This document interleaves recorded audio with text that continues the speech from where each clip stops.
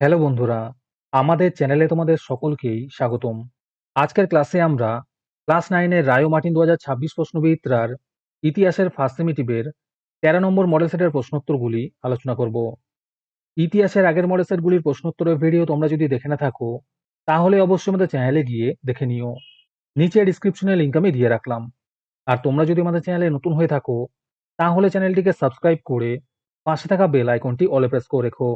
তাহলে পরে ক্লাসের ভিডিওগুলি আমি আপলোড করলেই তোমাদের কাছে নোটিফিকেশন পৌঁছে যাবে। তাহলে শুরু করা যাক। বিভাগ কয়ের মধ্যে আছে সঠিক উত্তরটি বেছে নিয়ে লেখো। প্রথম প্রশ্ন হলো, বিপ্লবের প্রাক্কালে ফ্রান্সে প্রচলিত আয়করকে বলা হতো ভ্যাটিয়েম। দ্বিতীয় প্রশ্ন হলো, নেকার ছিলেন অর্থমন্ত্রী। 3 নম্বরে আছে, ষোড়শ লুইয়ের প্রাণদণ্ড হয় কারণ তিনি বিদেশিদের সঙ্গে চক্রান্ত করেছিলেন। 4 নম্বর প্রশ্ন হলো, জেকোবিন ক্লাবের সদস্যপদ গ্রহণ করেন টিপু সুলতান।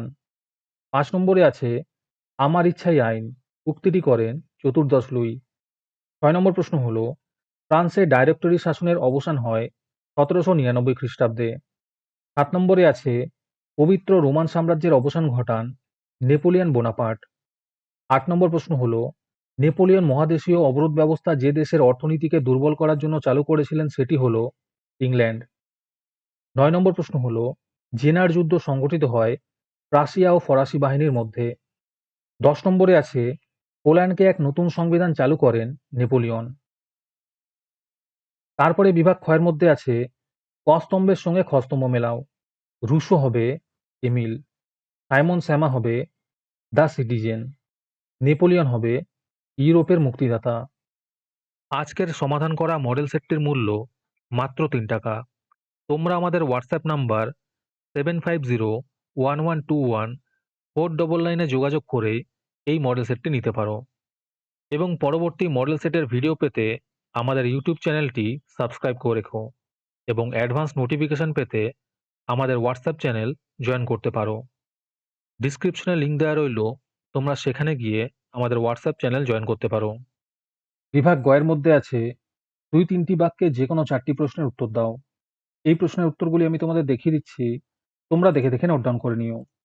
প্রথম প্রশ্ন হলো, ব্যক্তি ও নাগরিকের অধিকারের ঘোষণার 2টি শর্ত লেখো। দ্বিতীয় প্রশ্ন হলো, পোশাকি অভিজাত বলতে কি বোঝো?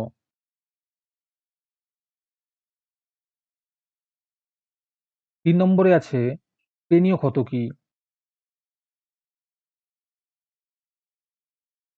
4 নম্বর প্রশ্ন হলো, কবে কাদের মধ্যে ট্রাফালগারে যুদ্ধ হয়? 5 নম্বর প্রশ্ন হলো, নেপোলিয়ন কোন কোন নির্দেশনামার দ্বারা মহাদেশীয় অবরোধ ঘোষণা করেন?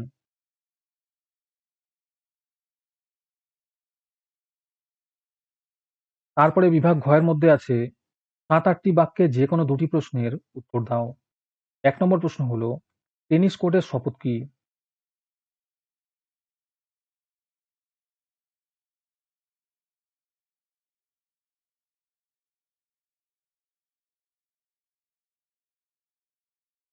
দুই নম্বরে আছে, কোড নেপোলিয়নের গুরুত্ব লেখো।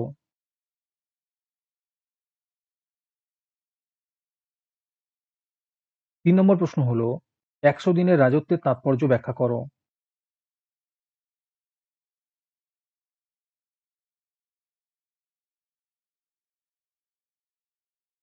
তারপরে বিভাগ ওর মধ্যে আছে, 15-16টি বাক্যে যে কোনো একটি প্রশ্নের উত্তর দাও।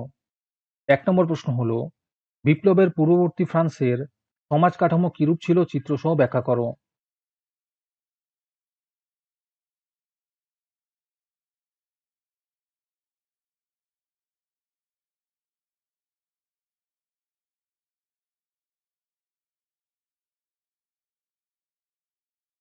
দুই নম্বর প্রশ্ন হলো, আইবেরীয় উপদ্বীপে নেপোলিয়নের অভিযান ও স্পেনের জনগণের প্রতিক্রিয়া আলোচনা করো।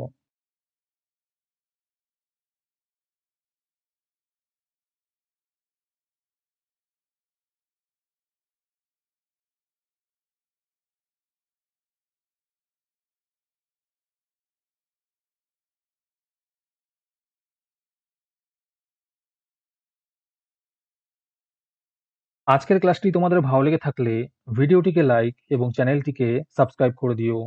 সাথে ভিডিওটি তোমাদের সহপাঠীদের শেয়ার করে দিও। আর তোমরা কোথা থেকে আমাদের ভিডিওটি দেখছো অবশ্যই কমেন্টে লিখে জানিও।